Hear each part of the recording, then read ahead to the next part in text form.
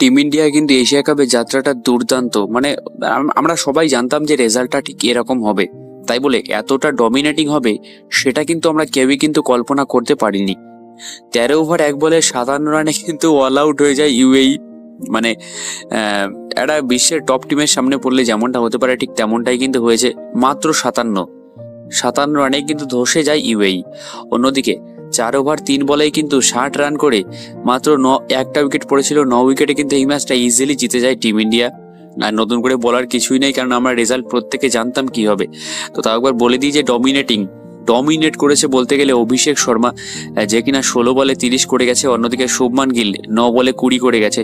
শুভমান গিলের ওই যে ফ্লিক করে 6টা ভাই আমার এখনো কিন্তু মনে ভাসছে, দুর্দান্ত শট। সূর্যকুমার 2 বলে 7 করেছে। এই করে টিম ইন্ডিয়া ম্যাচটা বেরিয়ে গেছে।